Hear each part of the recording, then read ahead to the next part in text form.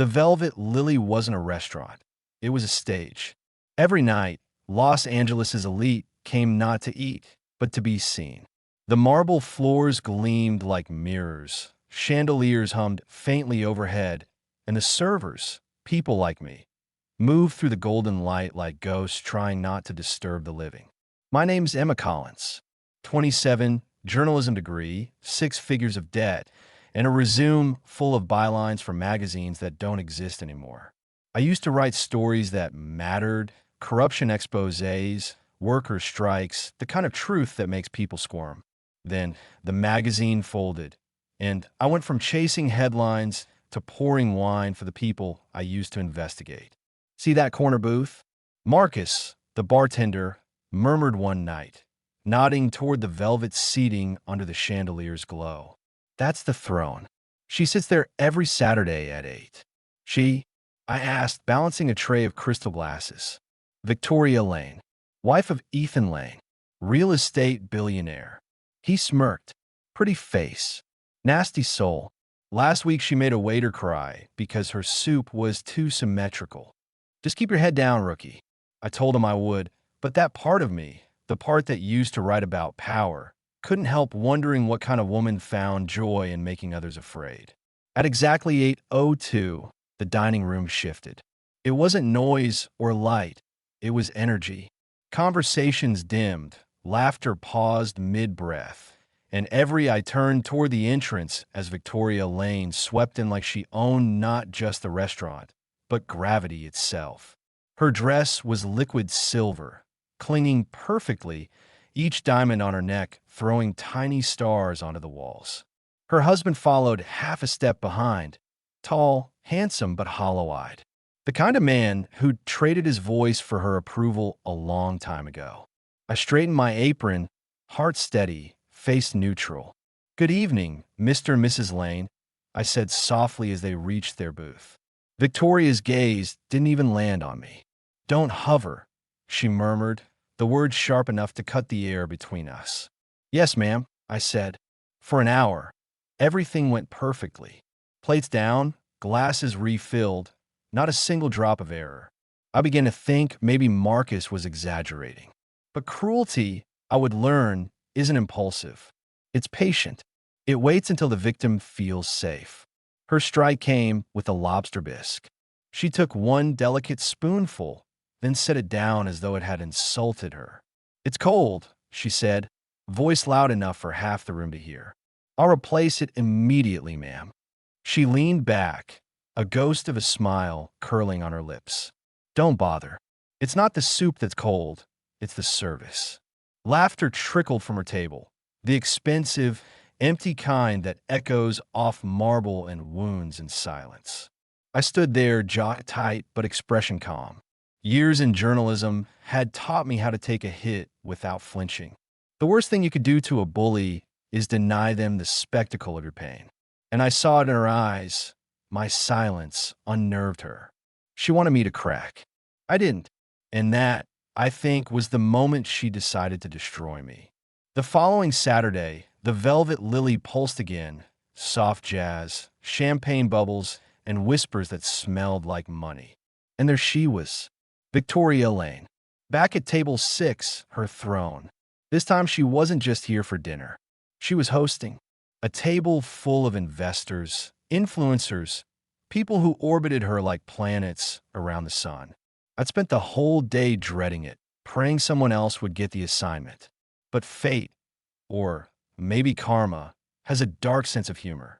My name was on the roster for table 6. Everything went flawlessly. Every pour, every placement, every smile rehearsed to perfection. For 2 hours, not a single mistake. Until dessert. She was wearing a gold Cartier bracelet that caught the light each time she lifted her glass. I noticed it because it was the kind of jewelry you remember. She laughed easily, almost playfully, and for a moment I thought maybe the night would end without bloodshed. Then came the scream. "My bracelet," she gasped, rising from her chair. "It's gone." The room froze. Forks paused midair. Her friends exchanged alarmed glances that felt more rehearsed than real. Victoria's gaze swept the room, then landed on me like a knife point. "You were the last one near me," she said. My throat went dry. "Ma'am, Save it," she snapped. "Mr. Grant, call security. I want her searched." The manager hesitated, pale. "Victoria, maybe it slipped off." "She took it," she said flatly. "People like her always do." A few of her guests nodded, eager to play along. One even muttered, "Check her apron." So I did. I emptied everything. Notepad, pen, lip balm, tips folded neatly. That was it. "She's hiding it," Victoria said, her voice trembling with righteous fury. "Probably in the kitchen trash. She'll play innocent while it's buried in there." Her cruelty was surgical. She didn't want me fired. She wanted me humiliated. I felt the eyes of the entire restaurant burning into me. The guests, my coworkers, even the kitchen staff peeking through the doors. And for the first time since I started that job, I felt something shift inside me. Not fear, not shame, just the cold, electric calm that used to come before I exposed someone in print. If she wanted a show, I'd give her one. I took a breath so deep I could feel it scrape my ribs. Then I spoke, calm, steady, but just loud enough for the nearest tables to hear. "Mrs. Lane," I said, "I understand you're upset. Maybe check your purse once more." Sometimes people misplace things when they're distracted. Her head tilted, eyes narrowing. "Distracted?" she repeated, voice dripping with contempt. "Do I look like the kind of woman who misplaces anything?" I met her gaze and held it. "No, ma'am. But sometimes when people reinvent themselves, old habits slip through." It was subtle, but I saw it. A flicker behind her eyes, a crack in the marble. "What did you just say?" she demanded. I smiled faintly. "Nothing. Just that people who come a long way from Vegas tend to hold on to shiny things." Her face went white. For the first time all night, she looked human, terrified, cornered. Ethan Lane's head snapped toward her. "Vegas," he said, confusion twisting into disbelief. "You told me you'd never live there." She blinked fast, tried to regain control. "That's ridiculous." But as she moved to snatch her purse, it slipped from her trembling hands and fell open across the table. Out spilled lipstick, a silver phone, a few cards, and the gold Cartier bracelet. The sound of it hitting the table might as well have been thunder. A gasp rolled through the restaurant. One of her guests actually whispered, "Oh my God." Victoria stared at the bracelet like it was a live snake. "That's not, it must have." Her husband's voice cut through her babbling, quiet but sharp enough to slice air. "You framed her," he said. "Didn't you?" Again, silence. Then he pushed back his chair, the scrape of metal on marble echoing louder than her entire performance. Her power, that polished, practiced cruelty, cracked right there under the chandelier. And the strange part? I didn't feel triumph, just a deep, tired sadness. Watching someone who built their whole life on lies watch it collapse in public. It's not victory. It's gravity catching up.